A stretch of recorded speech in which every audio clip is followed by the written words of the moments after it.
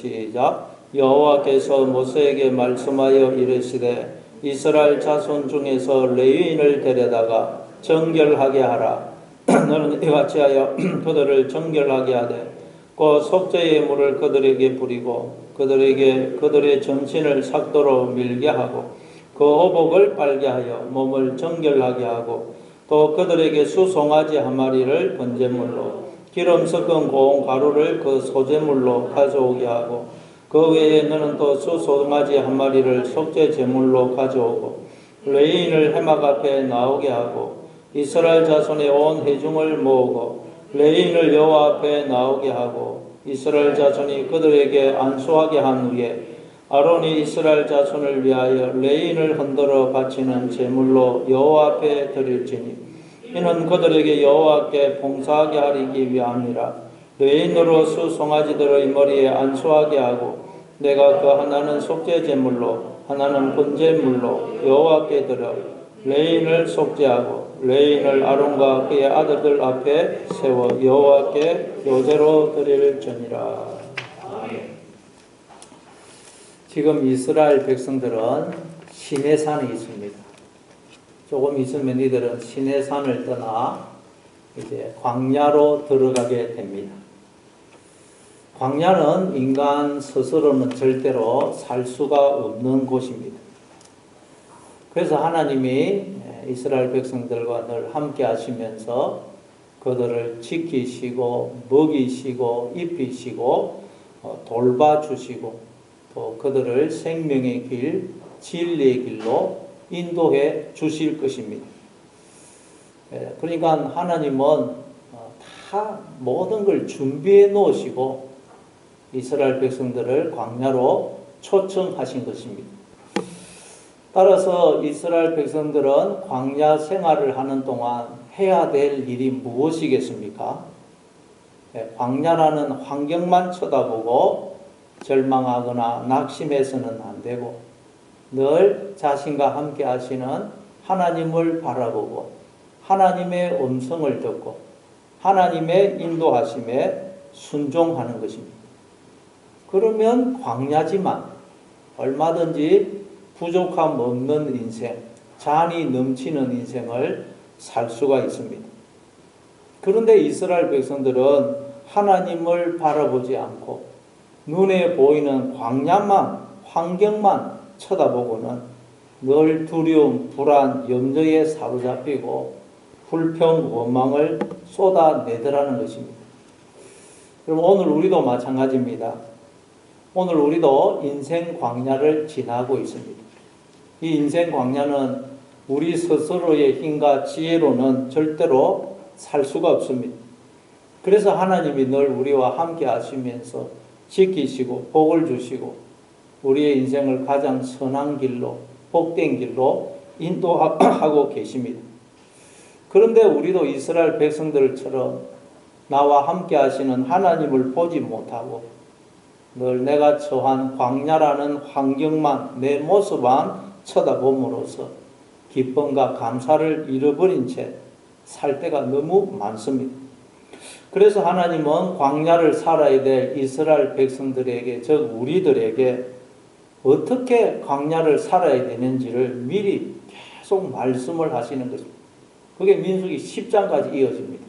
10장에 가면 이제 10장 11절 이하에 보면 시내산을 출발해서 광야로 들어가는데 그 전까지 계속 하나님이 당부를 하시는 것입니다. 여러분 자녀가 학교에 들어가면 부모는 안타까운 마음으로 얼마나 많은 당부를 합니까? 자조심해라. 학교에 들어가면 학교에 가면 선생님 말씀 잘 들어라. 이렇게 해라. 저렇게 해라. 얼마나 많은 당부의 말을 합니까? 그건 자녀를 사랑하기 때문에 걱정이 되어서 그렇게 하는 것입니다.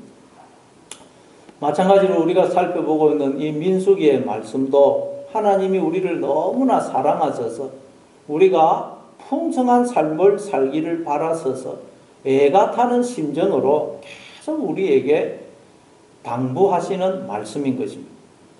그래서 계속 말이 지금 길어지는 것입니다. 따라서 우리는 이 말씀을 대할 때 아니 하나님도 좀 간단하게 말씀하시지 왜 이렇게 잔소리가 많나? 했던 말 또 하고 또 했던 말 또 하고 참 하나님도 꼰대다. 그렇게 생각하면 안 되고, 우리는 이 말씀 안에 들어있는 하나님의 그 마음, 그 우리를 향한 사랑을 깨달을 수 있어야 되는 것입니다. 그래서 성경은 하나님이 우리에게 보내신 사랑의 편지라고 그래요. 편지. 성경 모든 성경에는 하나님의 사랑의 마음이 담겨 있습니다. 그걸 모르면 성경을 제대로 읽지 못하는 것입니다. 자, 그러면 우리가 인생 광야를 지나는 동안 부족함 없는 인생, 잔이 넘치는 인생을 살려면 어떻게 해야 될까요? 하나님이 미리 다 말씀을 해 주셨어요. 자, 한번 오늘 본문 5절 6절을 한번 읽어보겠습니다. 5절 6절 같이 읽습니다. 시작. 여호와께서 모세에게 말씀하여 이르시되 이스라엘 자손 중에서 레위인을 데려다가 정결하게 하라. 하나님 모세에게 말씀하여 이르시기를 이스라엘 자손 중에서 레위인을 데려다가 정결하게 하라. 레위인은 장자를 대신해서 하나님께 바쳐진 자들이죠. 애굽의 10번째 재앙이 내릴 때 이스라엘 백성들은 어린 양의 피를 문주 위에 바름으로 이제 장자와 처음 난 것들이 죽임을 면하게 됩니다. 그래서 하나님이 모든 장자와 모든 처음 난 것들은 다 내 것이다. 그렇게 말씀하세요. 그래서 모든 장자와 처음 난 것은 하나님의 것으로 하나님께 바쳐져야 되는데, 그런데 장자들이 다 그냥 성막 가서 일하면 가정이 어떻게 됩니까? 그래서 장자를 대신해서 하나님께 바쳐져서 하나님의 일을 하게 된 자들이 레위인입니다. 레위인. 여러분, 장자 또는 처음 난 것은 모든 자녀, 모든 열매를 대표하는 것입니다. 그러니까 장자와 모든 처음 난 것은 내 것이다 라는 말은 모든 자녀, 모든 사람, 모든 열매는 다 내 것이다. 그 뜻이에요. 장자는 내 것이다 말은. 장자만 하나님 것이고 그 외에는 하나님 것이 아니다 말이 아니고, 장자는 모든 자녀를 대표하는 것이거든요. 그래서 장자 대신에 레위인을 바쳤다는 말은, 이 이스라엘 백성들이 레위인을 바쳤다는 말은 장자 대신 나는 하나님의 소유로 하나님의 것을 하나님께 바칩니다 라는 고백인 것입니다. 레위인을 바친 것입니다. 그러니까 우리가 다 레위인입니다. 우리가 다 레위인. 우리는 하나님의 소유로 하나님께 바쳐진 자들입니다. 따라서 레위인을 정결케 하라는 말은 나 자신을 정결케 하라는 말씀이에요. 그러니까 우리가 이 인생 광야를 지나는 동안 부족함 없는 인생, 잔이 넘치는 인생을 사는 비결이 뭐냐? 우리 자신을 정결케 하는 것입니다. 정결. 날마다 우리 자신을 정결케 해야 됩니다. 그 이유가 뭘까요? 우리가 나 자신을 정결케 해야 될 이유가 뭘까요? 안 그러면 하나님은 막 벌을 주기 때문입니까? 그렇지 않고 우리 자신을 정결케 하지 않으면 죄와 더러움이, 허물이 하나님과 우리 사이를 가로막습니다. 죄와 더러움이 우리의 눈과 귀와 마음을 이게 막아서 우리로 하여금 나와 함께 하시는 하나님을 보지 못하게 하고, 하나님의 음성을 듣지 못하게 하고, 하나님의 뜻을 깨닫지 못하게 해요. 그래서 마음이 청결한 자는 복이 있나니 하나님을 볼 것이다 그러죠. 그래서 우리가 이 죄와 더러움을 이렇게 내버려 버리면, 정결하게 하지 않으면 이 우리의 눈과 귀와 마음이 가려져서 소경이 되어서 하나님을 보지 못하고 하나님의 음성을 듣지 못해서 광야에서 목자 없는 양같이 유리방황하게 되는 것입니다. 광야에서 여러분 목자 없는 양이 되었다, 아버지 없는 고아가 되었다, 그럼 얼마나 두렵겠어요. 그래서 우리가 늘 두려움, 불안, 염려, 걱정 그런 것에 사로잡혀 살아가는 것입니다. 우리가 광야 인생을 살 동안 이렇게 살 때가 얼마나 많습니까? 왜 그렇다고요? 죄와 더러움이, 허물이 우리의 눈과 귀와 마음을 가려서 우리가 나와 함께 하시는 하나님을 보지 못하고 하나님의 음성을 듣지 못하기 때문이죠. 그래서 목자 없는 양처럼, 부모 없는 고아처럼 되어서 이 광야에서 유리방황을 하는 것입니다. 그래서 하나님이 너희를 정결케 해라. 너희 자신을 정결케 해라. 그런 거예요. 우리 자신을 위해서 하나님이 그렇게 말씀하는 거예요. 정결케 안 하면 하나님은 그냥 막 내가 벌 주겠다. 그런 말이 아니고. 그러니까 지금 하나님은 인생 광야를 지나는 우리를 두고, 우리를 놓고, 야, 인생 광야를 지나는 동안 너 자신을 정결케 해야 된다. 알겠니? 안 그러면 눈과 귀와 마음이 가려지고 둔감해져서 나를 보지 못하고 내 음성을 듣지 못해 광야에서 길을 잃고 방황하게 돼. 목자 없는 양같이 부모 없는 고아처럼 살게 돼. 그러니 인생 광야를 사는 동안 늘 너 자신을 정결하게 해야 돼 라고 지금 신신당부를 하시는 것입니다. 우리는 우리 자신을 위해서 정결해야 되는 것입니다. 자, 그럼 우리가 어떻게 하면 정결할 수가 있을까요? 자, 한번 7절을 읽어보겠습니다. 7절. 오늘 보면 7절 같이 읽습니다. 시작. 너는 이같이 하여 그들을 정결하게 하되 그 속죄의 물을 그들에게 부리고 그들에게 그들의 전신을 삭도로 밀게 하고 그 어복을 빨게 하여 몸을 정결하게 하고. 우리가 정결해지기 위해서는 첫째, 속죄의 물을 뿌려야 된다 그래요. 속죄의 물을 그들에게 뿌리고. 우리가 정결해지기 위해서는, 우리가 늘 이렇게 깨끗하기 위해서는 세수를 하지 않습니까? 물로 얼굴을 씻듯이 우리가 정결해지기 위해서는 속죄의 물로 씻어야 된다. 속죄의 물. 이 속죄의 물은 예수님의 보혈을 상징합니다. 그럼 예수님의 보혈로 씻는다는 말은 무슨 뜻일까요? 예수님의 피가 어디 있죠? 예수님의 보혈로 우리가 계속 씻어야 우리의 마음이 영혼이 깨끗해진다는 것. 요한일서 5장 7절 8절입니다. 정언하는 이가 셋이니 성령과 물과 피라. 또한 이 셋은 합하여 하나이니라. 우리에게 예수 그리스도를 증거하는 분이 셋인데 성령과 물과 피라 그래요. 성령과 물과 피. 그런데 이 셋은 합하여 하나라 그래요. 성령과 물과 피는 같은 의미라는 거예요. 같은 의미. 성령, 물, 피는 같은 것이라고 해요. 근데 또 예수님이 요한복음 6장 63절에서 내가 너희에게 이른 말이 곧 영이고 생명이다 그러죠. 말, 영, 생명은 똑같다는 거예요. 그러니까 성령, 물, 피, 말, 생명은 다 같은 것이라는 거예요. 그러니까 여러분 우리가 이 속죄의 물로 씻어야 된다. 우리의 영혼을 속죄의 물로 씻어야 된다. 예수님의 보혈로 씻어야 된다는 말은 무슨 뜻이겠어요? 우리가 늘 말씀을 읽고 듣고 묵상함으로써 우리의 생각을 자꾸 씻는 걸 말해요. 생각을 바꾸는 걸 말합니다. 마음을 자꾸 새롭게 하는 걸 말해요. 그래서 우리의 마음에서 육신적인 생각, 잘못된 생각, 부정적이고 불신앙적인 생각, 하나님 없는 생각을 자꾸 씻어내는 걸 말해요. 씻어내는. 왜냐하면 생각이 곧 나거든요. 잠언서 23장 7절에 보면 대저 그 마음의 생각이 어떠하면 그 위인도 그러한즉. 이 생각이 곧 납니다. 생각이 곧. 그런데 우리의 생각만큼, 우리의 이 마음만큼 이 세상에서 오염이 잘 되고 잘 부패하는 것이 없다고 성경은 말씀해요. 생각만큼, 우리의 마음만큼 쉽게 오염이 되고 쉽게 부패하는 게 없다는 거예요. 예레미야 17장 9절에 보니까 이 세상에서 가장 거짓되고 부패한 것은 인간의 마음이라 그러죠. 우리의 마음만큼 쉽게 오염이 되고 부패해지는 게 없다는 거예요. 그러니까 우리의 마음만큼 지키기 힘든 게 없습니다. 얼마나 지키기가 힘든지 모르겠어요. 아주 금방 오염이 되고 부패해져 버린다는 거예요.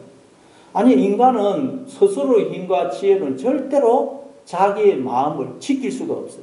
그래서 성경에 가면 인간의 마음은 전부 다 도둑이 들어있고 강도가 만나가지고 피투성이가 되고 엉망이 되어 있다는 거예요. 성경에 가면 하나님을 떠난 인간의 마음은 다 도둑이 들어있고 강도를 만나가지고 다 엉망이 되어 있다는 거예요.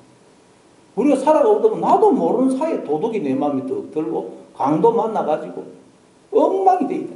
오염이 되고 부패해져 있습니다. 그러나 이제 성령님이, 예수님이 우리 안에 성령으로 임하셨기 때문에 예수 믿는 우리는 이 마음을 새롭게 할 수가 있다는 거예요. 마음을 정결케 할 수가 있다는 것입니다. 어떻게 해요? 늘 이 말씀을 읽고 듣고 묵상함으로써 생각을 자꾸 바꾸면 됩니다. 로마서 12장 2절입니다. 너희는 이 세대를 본받지 말고 오직 마음을 새롭게 함으로 변화를 받아 하나님의 선하시고 기뻐하시고 온전하신 뜻이 무엇인지 분별하도록 하라. 너희는 이 세대를 본받지 말아라. 우리는 가만히 있으면 나도 모르게 우리의 마음은 이 세대를 본받아 이 세상의 풍조에 휩쓸려 갑니다. 가만히 있으면 그냥 우리는 다 이 세상 풍조에 휩쓸려 갑니다. 도둑이 들고 강도를 만나서 엉망이 돼요. 그래서 하나님이 안 보이고 하나님의 음성이 들리지를 않고 하나님의 뜻을 깨닫지를 못하는 것입니다. 그래서 마음을 새롭게 함으로 변화를 받아서 하나님이 기뻐하시고 선하시고 온전하신 뜻이 무엇인지 분별하도록 하라고 그럽니다. 마음을 새롭게 함으로 변화를 받는 거예요. 어떻게 하면 마음을 새롭게 할 수 있습니까? 마음에서 생각이 이루어지죠. 생각. 그러니까 자꾸 우리가 말씀을 읽고 듣고 묵상해서 이 생각을 바꾸면 마음이 새롭게 되고 우리가 변화를 받게 되는 것입니다. 그래서 오늘 우리가 또 수요일날 이렇게 모여서 예배를 드리고 말씀을 듣는 것입니다. 왜냐하면 우리가 세상 살아가다 보면 마음이 금방 오염이 됩니다. 부패돼요. 도둑이 들고 강도를 만납니다. 그래서 또 말씀을 듣고 우리 생각을 자꾸 바꿔야 됩니다. 이 시간도 여러분 그 잘못된 생각, 우리 오염이 됩니다. 세상 사람. 이 시간도 여러분 그 생각을 믿음의 생각, 영의 생각, 하나님의 생각, 긍정적인 생각, 축복의 생각으로 바꾸시기 바랍니다. 예. 그러면 이제 우리가 눈과 귀가 열리고 마음이 깨달아져서 하나님의 뜻을 분별하게 되는 것입니다. 예. 이게 첫 번째로 너희 자신을 정결케 하라. 자, 그리고 또 정결케 하기 위해서 또 어떻게 이렇게 속죄의 물을 뿌리라 그러고 두 번째 뭐라 그럽니까? 전신을 삭도로 밀어라. 거기 7절 우리 다시 한번 읽어보겠습니다. 오늘 보면 7절 다시 있습니다. 시작. 너는 이같이 하여 그들을 정결하게 하되 그 속죄의 물을 그들에게 뿌리고 그들에게 그들의 전신을 삭도로 밀게 하고 그 의복을 빨게 하여 몸을 정결하게 하고. 우리가 나 자신을 정결하게 하기 위해서는 두 번째로 어떻게 되느냐? 삭도로 우리의 몸 전체를 밀어야 됩니다. 삭도로. 털을 다 깎아내야 됩니다. 레위기 14장에 보니까 나병에 걸렸다가 나아서 이제 공동체로 복귀하기 위해서 거쳐야 될 절차에 대해서 말씀을 하고 있는데 거기 보니까 나병에 걸렸다가 나아서 이제 집으로 돌아오면 거쳐야 될 절차 중에 하나가 똑같이 이 삭도로 전신을 미는 거예요.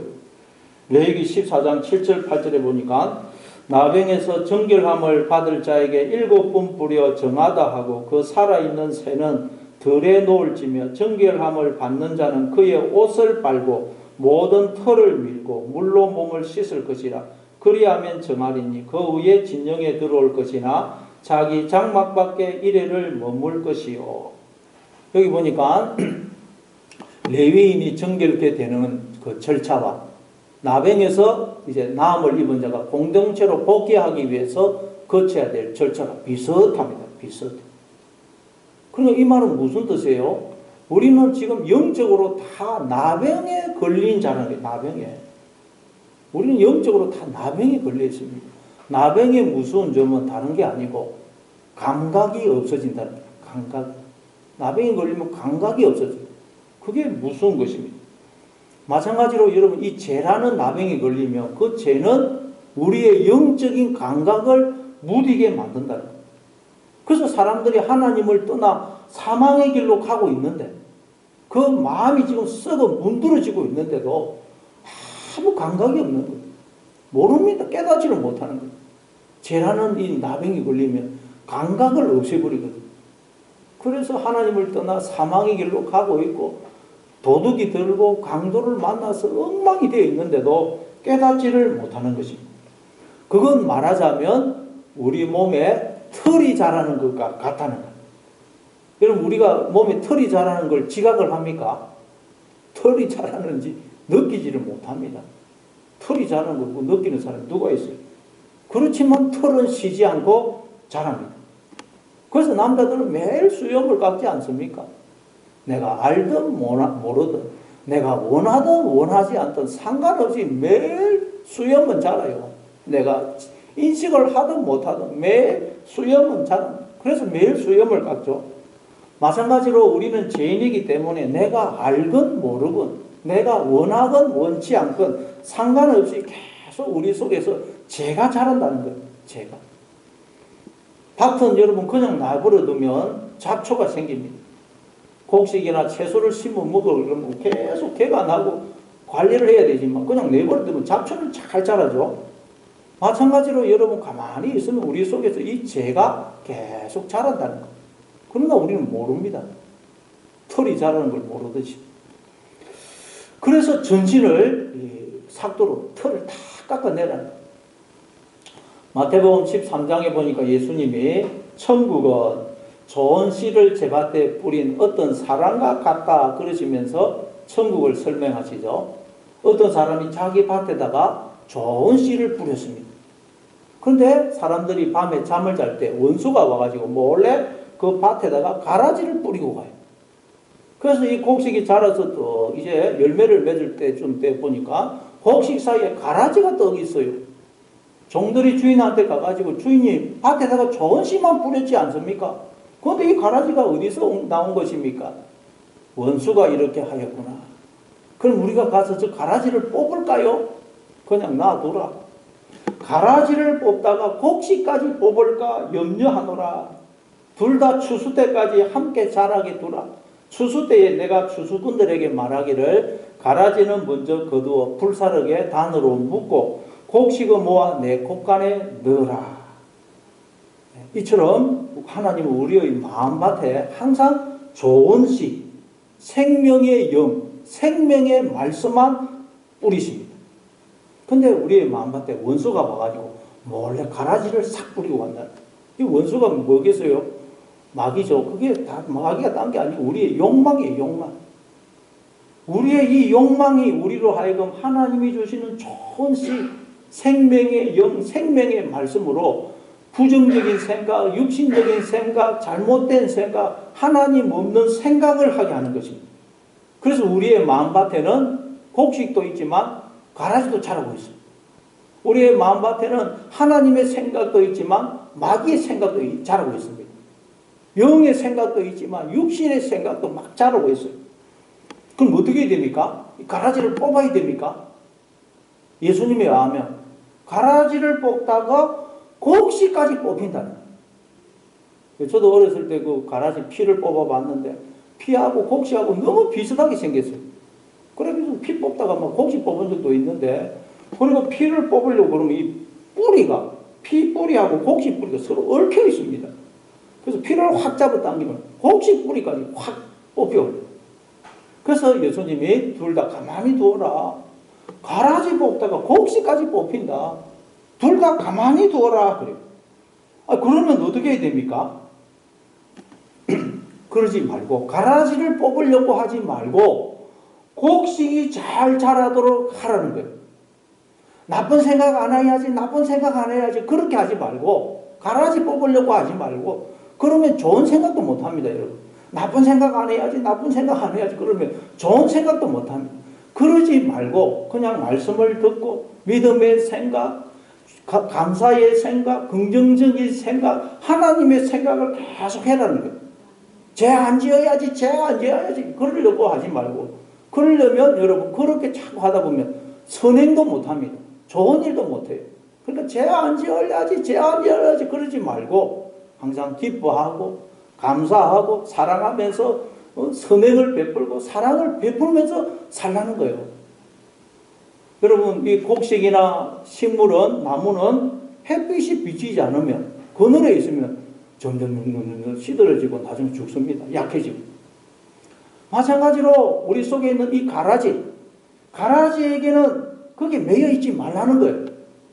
거기에 매여 있지 말고 거기에는 빛을 비추지 말고 여기에 하나님의 생각, 좋은 생각에만 자꾸 빛을 비추라는 거예요.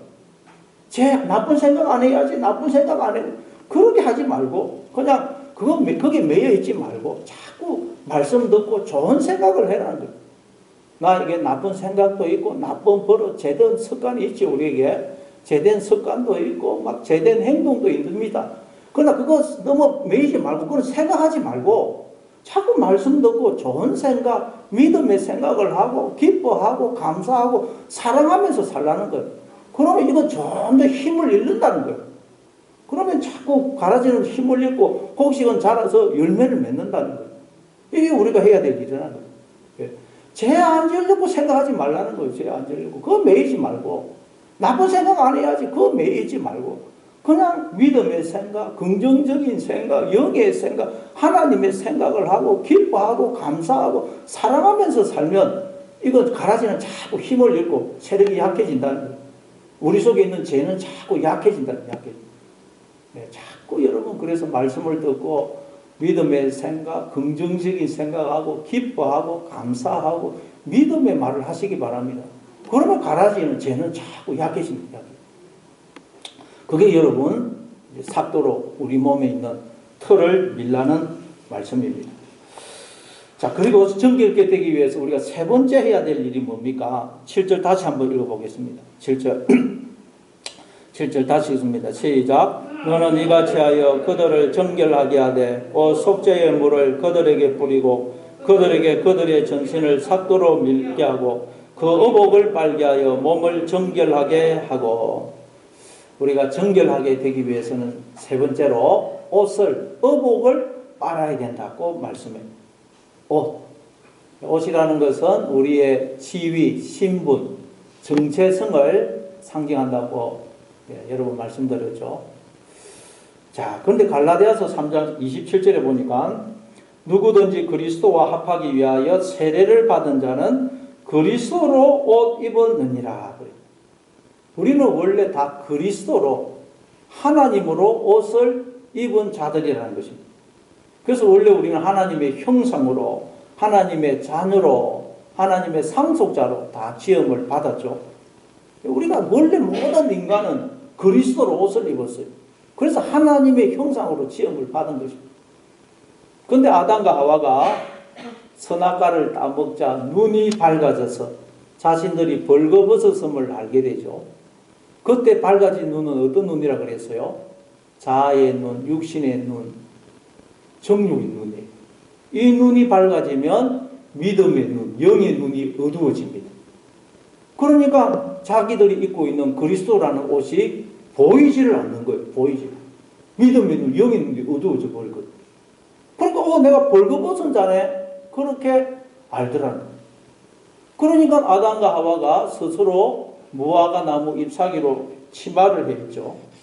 인간들이 스스로 옷을 만들어서 입고는 나는 이런 사람이야, 나는 이런 사람이야 그러더라는 것입니다. 그래서 자신이 스스로 해입은 옷이 볼품이 없고 초라하면 가난하고 배우지도 못했고 세상적으로 성공도 못하고 그러면 나는 아무짝에도 쓸모없는 사람이야, 내 인생은 실패야 그러면서 절망감과 자괴감과 우울증에 사로잡히는 것입니다. 반대로 자신이 스스로 해입은 옷이 근사해 보이면 그냥 돈도 많고 세상적으로 성공하고 그냥 인기와 명예를 얻으면 나는 부자야, 나는 성공적인 인생을 산 사람이야, 나는 대단한 사람이야 그러면서 뿌듯해하면서 그냥 막 자기를 아주 높이는 것입니다. 그러나 그건 여러분 인간들이 스스로 해입은 무화과 나무 잎사귀로 된 치마입니다. 그건 햇볕이 나면 금방 말라 부스러져 없어져요. 그건 진짜 옷이 아닙니다. 그 옷 입고 있으면 우리는 하나님을 만날 수가 없어요. 그건 예복이 아닙니다. 우리는 날마다 우리가 입어야 될 예복, 그리스도로 옷을 입어야 돼요. 하나님으로 옷을 입어야 됩니다. 다시 말해 나는 하나님의 자녀다. 하나님의 상속자다.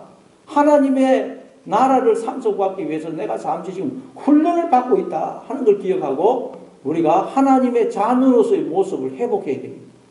하나님의 형상을 회복해야 돼요. 이게 우리가 그리스도로 옷을 입는 거예요. 원래 우리가 하나님의 형상으로 지음을 받았거든요.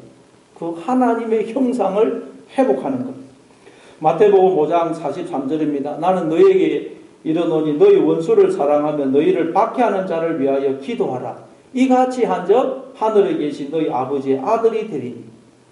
우리가 원수를 사랑하고 나를 박해하는 사람을 위해서 기도해 줄 때 우리가 하나님의 아버지 아들이 된다. 원래 하나님 아버지 아들인데 그때 우리는 하나님의 자녀로서의 모습을 회복하게 된다는 거예요. 이게 여러분 우리가 옷을 입는 것이고 옷을 빠는 것입니다. 또 데살로니가전서 5장 16절 18절 항상 기뻐하라 쉬지 말고 기도하라 범사에 감사하라 이는 그리스도 예수 안에서 너희를 향한 하나님의 뜻이니라 그러죠. 우리가 항상 기뻐하고 쉬지 않고 기도하고 좀 늘 하나님과 교제하는 삶을 살고 범사에 감사하는 것. 이게 뭐라고요? 그리스도로 옷을 입는 거예요. 하나님의 자녀로서의 모습을 회복하는 것입니다. 이게 옷을 빠는 것입니다. 빌립보서 4장 6절 7절입니다. 아무것도 염려하지 말고 다만 모든 일에 기도와 간구로 너희 구할 것을 감사함으로 하나님께 아뢰라. 그리하면 모든 지각에 뛰어난 하나님의 평강이 그리스도 예수 안에서 너희 마음과 생각을 지키시리라. 무슨 일을 만나든 어떤 환경에 처하든 염려하지 말고 감사함으로 하나님께 아뢰므로 예수 그리스도의 평강이 하나님의 평강이 우리의 마음과 생각을 주장하는 그런 삶을 사는 것. 이게 우리가 그리스도로 옷을 입는 것이고 하나님의 자녀로서의 모습을 회복하는 것입니다. 이게 옷을 빠는 것. 그래서 마지막으로 요한계시록 19장 7절 8절에 보니까 우리가 즐거워하고 크게 기뻐하며 그에게 영광을 돌리세 어린 양의 혼인잔치 기약이 이르렀고 그의 아내가 자신을 준비하였으므로 그에게 빛나고 깨끗한 세마포 옷을 입도록 허락하셨으니 이 세마포 옷은 성도들의 옳은 행실이로다. 우리가 입어야 될 세마포 옷은 뭐라 그래요? 성도들의 옳은 행실이라는 거예요. 옳은 행실. 이게 뭐예요? 우리가 하나님의 자녀이기 때문에 하나님의 자녀답게 사는 것. 이게 우리가 입어야 될 세마포 옷이라는 거예요. 여러분 자녀는 아버지를 닮지 않습니까? 가만히 놔둬도 아버지의 모습 그대로 따라합니다. 왜? 아버지의 유전인자가 그 자녀이기 때문에. 마찬가지로 우리는 하나님의 자녀이기 때문에 하나님의 유전인자가 우리 속에 그대로 주어져 있어요. 그래서 너 하나님의 자녀인데 자녀이기 때문에 너 하나님의 자녀답게 살라는 거예요. 야 남자가 남자다워야지 이 말은 뭐예요? 남자가 아닌데 남자처럼 해라 이 말이 아니죠. 남자이기 때문에 너 남자다워라 이 말 아닙니까? 우리는 하나님의 자녀이기 때문에 너 하나님의 자녀다워야지 이렇게 말씀하는 거예요. 원래 우리는 하나님의 자녀입니다. 그래서 하나님의 자녀다워야지 그런 거예요. 그게 우리가 그리스도로 옷을 입는 것이고 우리가 이 옷을 빠는 것입니다. 빠는. 이게 여러분 이 세 가지를 할 때 우리가 어떻게 된다? 정결하게 된다. 정결. 그럼 여러분 날마다 말씀으로 우리의 마음이 가장 쉽게 오염이 되고 부패합니다. 그래서 날마다 말씀으로 여러분 생각을 바꾸심으로 마음을 새롭게 하고 변화를 받으시고 또 가라지 내 속에 나쁜 생각은 제된 행동 그거 뽑으려고 하지 마십시오. 여러분 그거 매이면 아무것도 못합니다. 그걸 내버려 두고 그냥 말씀 듣고 자꾸 믿음의 생각 영의 생각하고 기뻐하고 감사하고 사랑하며 살면 이건 힘을 잃어요.